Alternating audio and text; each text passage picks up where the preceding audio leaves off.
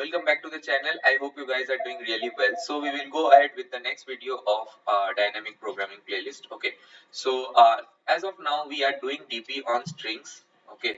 And I hope you have seen some intro videos at least on this. And we have so far talked about subsequences and how to solve problem related with that.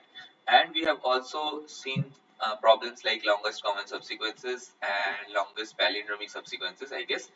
And we should be moving to substrings and learn some important algorithms like Manegar algorithm and also substring problems. Okay, we will be doing that. But before this, I want to explain you some very common interview questions as well as questions asked in placement exam. So during my placement, it was asked 2 times by 2 different companies. Okay, and in the previous year's papers also which we were doing, these were there multiple times. So in interview also, this is a favorite question. The question is none other than edit distance. You can find it on Leetcode. Okay, so I hope uh, you do understand, and we will go ahead with solving this problem today. It is a really interesting one. You should definitely first try this on your own and then only continue watching the video. Uh, it is a really interesting one. Okay, so you are given 2 strings, word1 and word2. You need to return the minimum number of operations required to convert word1 to word2. You have 3 operations permitted on a word: insert, delete and replace. So you can see what they are doing. If you want to convert this horse to ROS only, so what they are doing is that you can replace, remove or delete. So if you replace this H with R, you will get RORSE.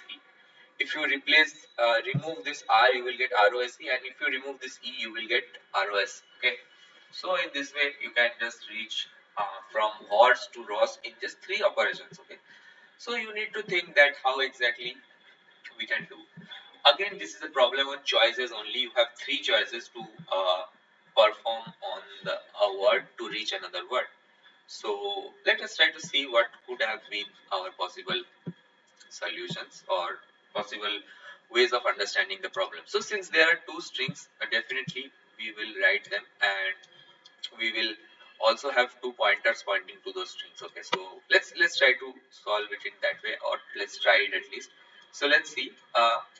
We have horse and we have Ross. We want to convert this horse to Ross. Okay, so basically what you can say is that let's have a pointer I which is pointing to this, and let's have another pointer J which is pointing to this R. Okay, and what we want to do is that we want to make this pointer move to the end of this string, and we want to make this J pointer also move to the end of this string, and we will say that when that happens, we will say that our word has been converted. Okay, our word has been converted to horse to Ross. So you might be thinking that, hey, how is that possible? So let us just see. Let us just write this properly. And yeah, we have I pointing to here, we have J pointing to here. So what are the operations allowed? Insert, delete and replace. Okay, so you see, what if you tell me I want to delete one.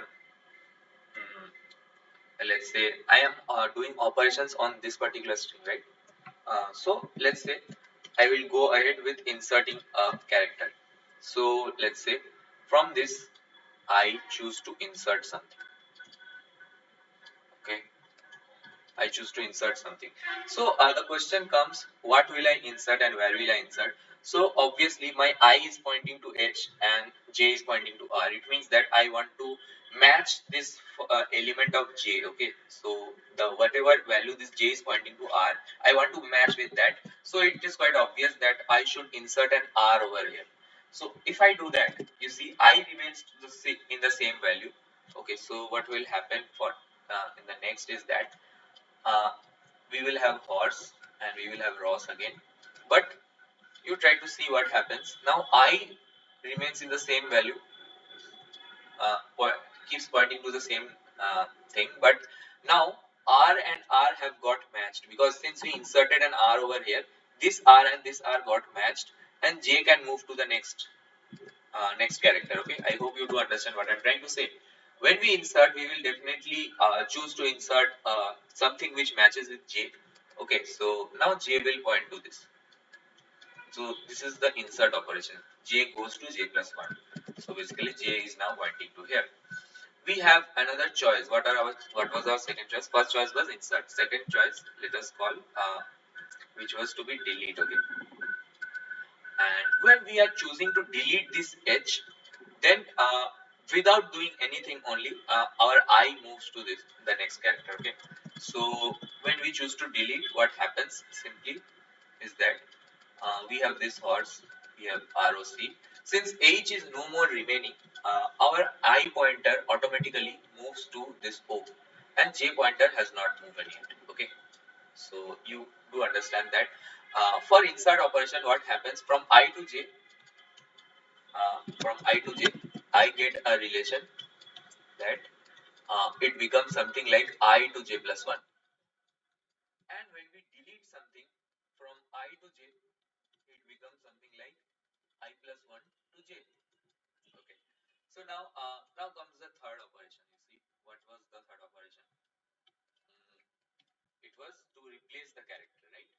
So I comma J, what does it convert to? And we want to replace this character right now. Now it is quite obvious that what will we replace H with? We will definitely replace H with R, because that only makes more sense. So after doing that, both R and R will get matched. So let's say what I'm trying to say is that it was horse, right? If I want to replace something, I want to replace it with the character which J is pointing to, because that only makes sense. Because J is pointing to R, and I want to match all the characters. So H will get converted to R, and this I is pointing here and J is pointing here. They both got matched. They both got matched, and both will move to the front. I will move to I plus 1, J will move to J plus 1.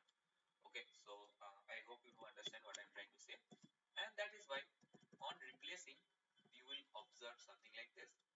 Uh, if you have a horse, it changed to rods actually, but I'm not writing it because they both got matched. And now I pointer is pointing to this. See, whatever value the I is pointing to, it means that before that, whatever is existing is either does not exist or it has already matched. We do not need to care about those. So that's what my pointers would mean here. And you see again for this same thing, O and O has got matched already. So what do we need to do? Uh, for this, we do not have three options. We have three options only when the corresponding characters do not match. Okay. So for this, you see, we have only one option, that is do nothing, and they will match. So zero operations. We are not performing any operation, and they have already matched. So RORSC. It was actually RORSC, but I am writing it horse because that was the original character. So horse. So now it has matched till here. Okay. And Ross has matched also till this. So and right now I is pointing to this and J is pointing to this. Two things, two characters, they have already matched. Uh, Now you can see what will happen.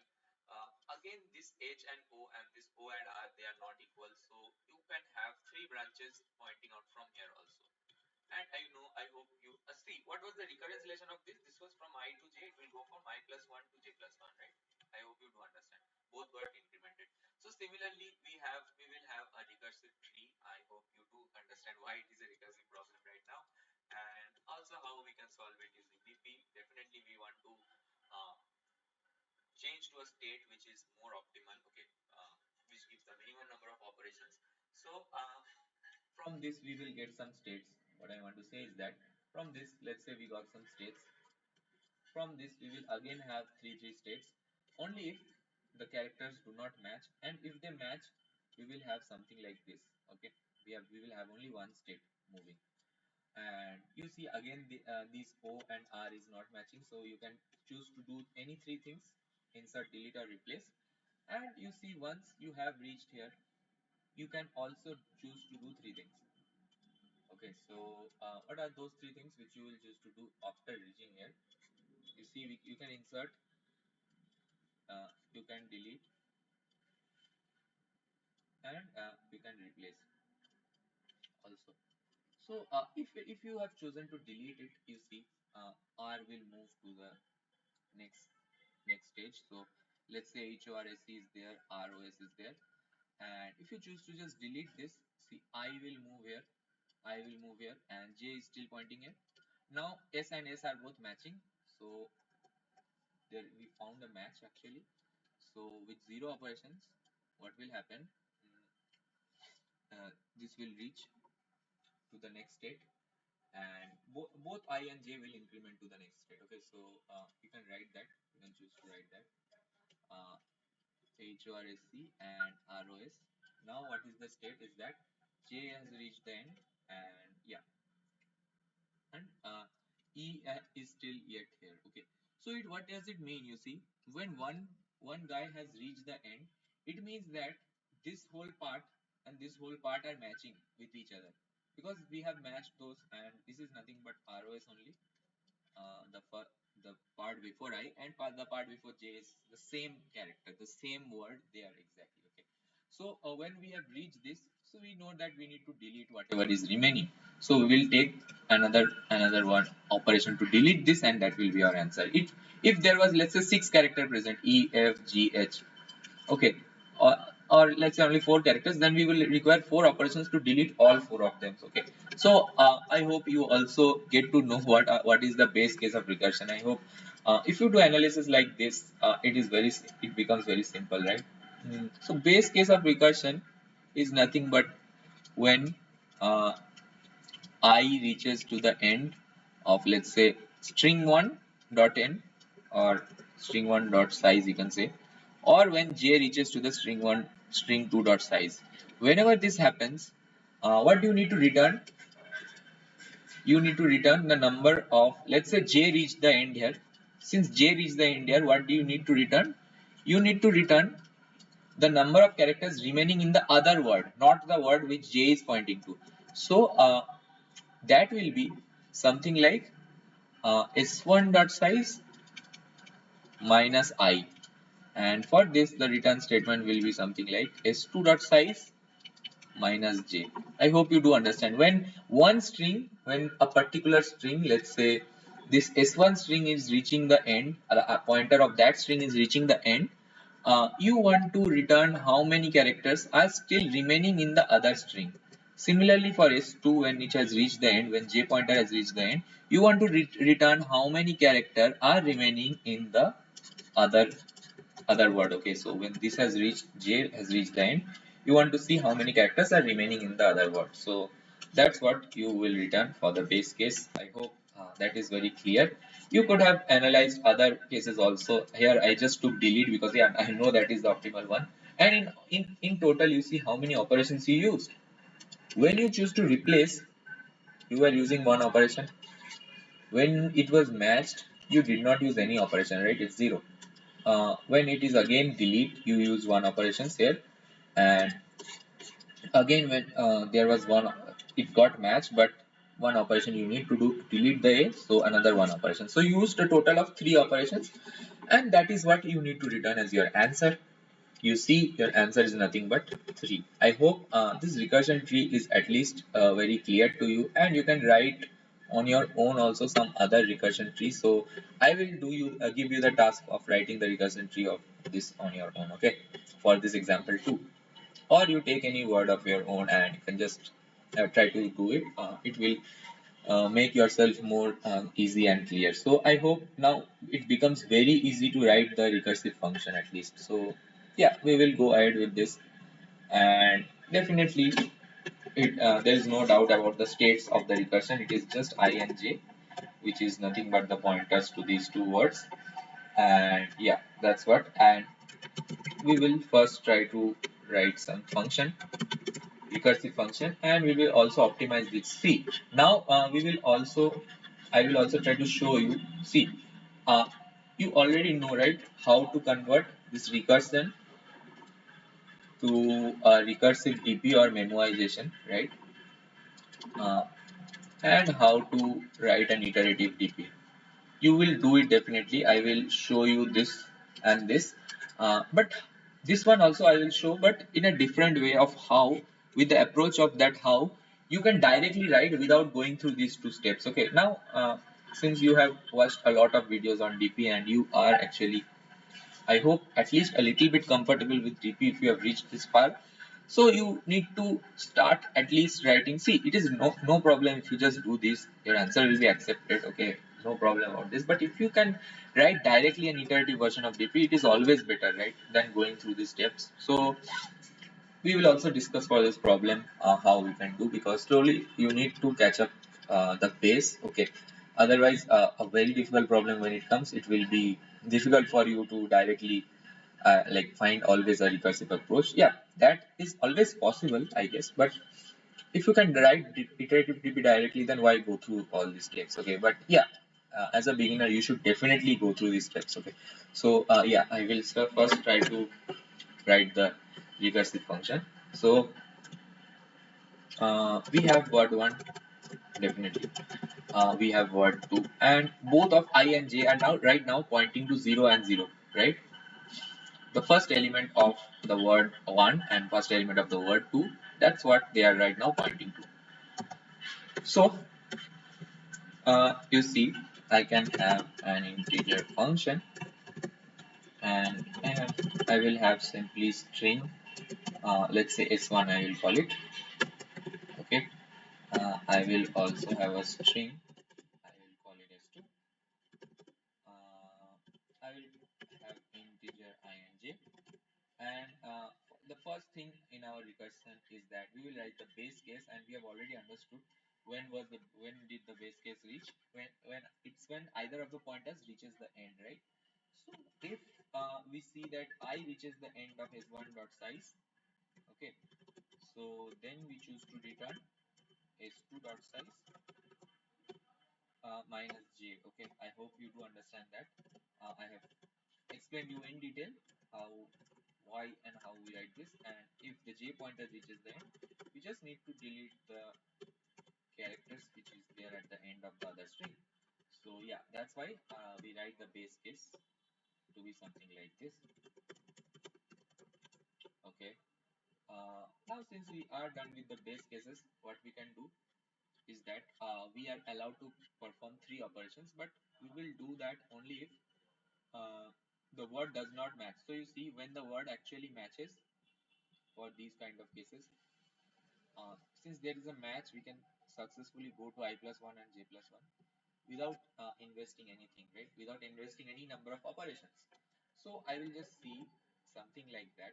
If s1 of I exactly matches with s2 of j, what can I do?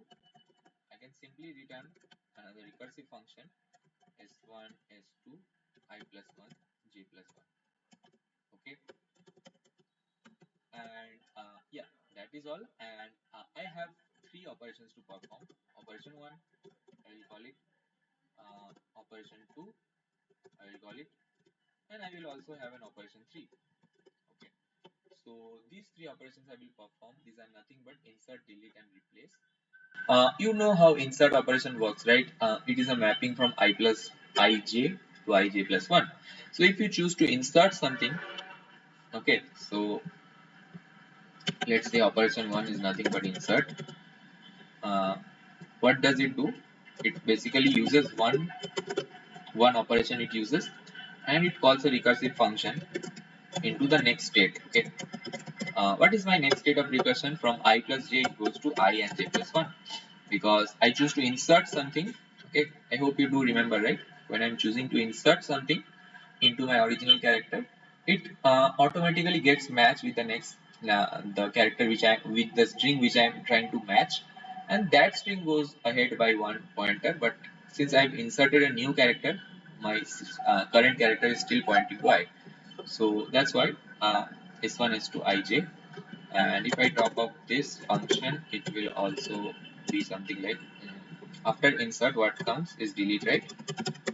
So for delete, it's simple that my current character gets I plus 1j, and for replace, what happens is that both of my characters get replaced. So with the correct one, so I get I plus 1 j plus 1. And yeah, we have all the three operations. And you try to see if we return, what we will return, it will be nothing but uh, whichever gives me the minimum value. Okay, I want to find the minimum number of operations, so whichever path will give me the minimum value, that only I will choose to return. Okay, so yeah, I have that, and that's all. If we try to run for the recursive case, I think it should work. Let's see.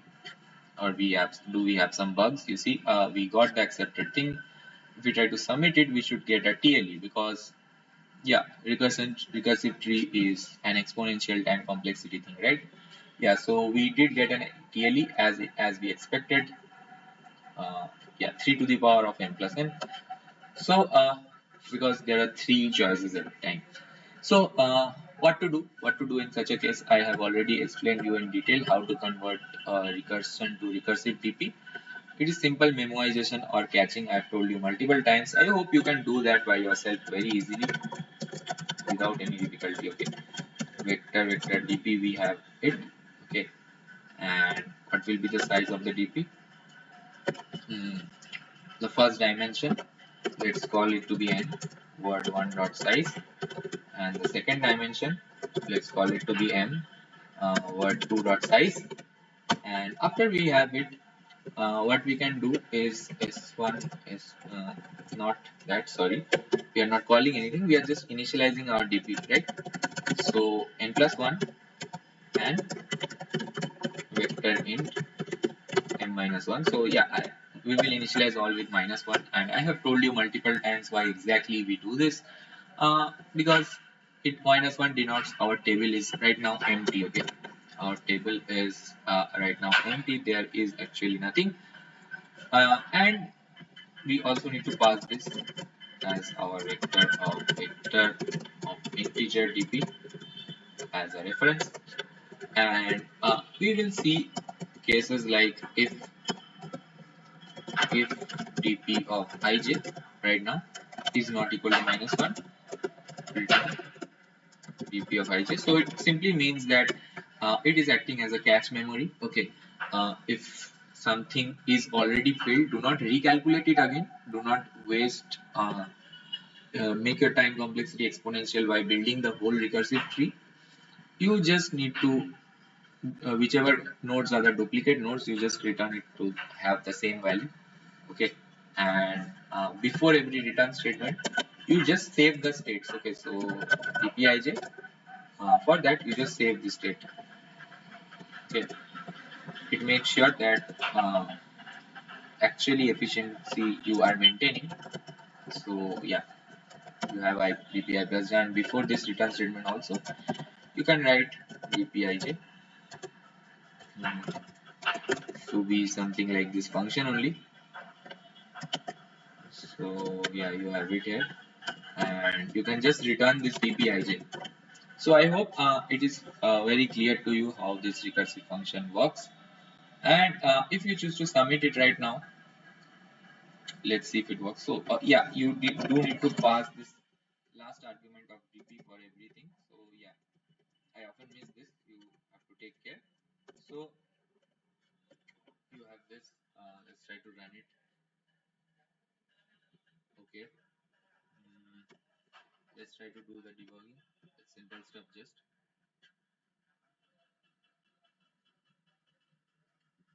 Okay, so we need to give a dot over here, comma.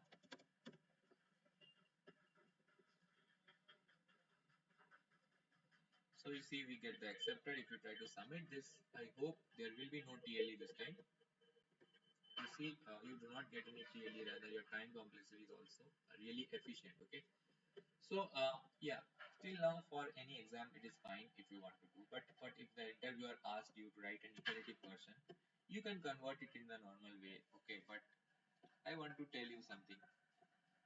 Okay, that how exactly you can write the iterative function without even thinking about the recursion.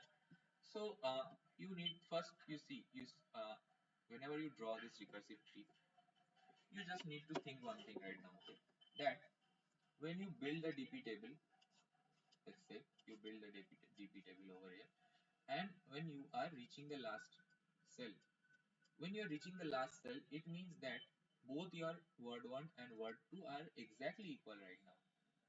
Can you say that? Okay. When they both become equal, or you even consider some intermediate state where word 1 is something and word 2 is something, and you want to reach them, make them reach equal, right? Uh, what could you have done? What could you have done? You could have come from this state, as you see, if this is I plus j. From this, you can go to I plus I j plus 1, as you already saw in the recursive pattern, I plus 1 j and I plus 1 j plus 1, right? From this, you can have gone to 3 state. But if you are in a current state, if you try to think it just the opposite manner, you could have reached from actually these 3 states. It is nothing but I minus 1 j now, and it's nothing but I minus 1 j minus 1, and it's nothing but I j minus 1. Now insert, delete or replace operations happens from this. Okay, and what do you need to select? So dp of ij, what will be this cell of dp of ij, what will be the value? Tell me. I hope that is very simple. It's simply the minimum of you perform one operation, definitely perform one operation, and then tell me what is the minimum amount. Dp I minus 1 j, dp I j minus 1, and also dp I minus 1 j minus 1. Okay, this you can easily calculate. So the current state of dp you can easily calculate it in that way. And what is this will be the base case? This operation will be 0. Okay, but from this, how you can reach to the a cell which is here? So you can only reach it by operations of I comma j. See, this right word operation is nothing but ij minus 1 to ij, right? So you can do an operation from ij minus 1 to ij, and you will be using 1 operation every time. As you move one step right, you will be always using 1 operations, right? So definitely your base case will be something like 0, 1, 2, 3, 4, and whichever is there in your I. Okay. This is the second, I guess. This is the second dimension. So this will be m, and 1, 2, all the way till I until n. Okay. So yeah, you can first initialize this base case. Okay, first initialize this base case, and then write an if statement telling whether they are same or equal. If they are same, you can directly move from I plus I minus 1 j minus 1 to the next ij. Otherwise, you can choose a minimum among these from this dp recursive pattern. Okay, so I hope in this way, without going through the recursive and memoization pattern, also you can directly write the iterative version. And yeah, that is what I will be hoping you do. And yeah, what should I do now? For int I, starting from 1 to I less than equal to I have this n as the dimension. So dp I0, right? It is the first dimension, is nothing but I. Okay, and the same thing we can do for the second dimension j, as I already told you why I am doing all this. So yeah, you can do simple this 0 and this j. So these are the base cases. These are nothing but these two base cases. Okay. Yeah, I did not derive exactly from that base case, but using the dp table, I just tried to think what are the things which can be possible. Okay. So now I can simply start from I1 J1. Okay. So I can go all the way till n plus plus, and for int j equals to 1, j less than m, j plus plus, I can choose that whatever words are equal or they are not equal, right?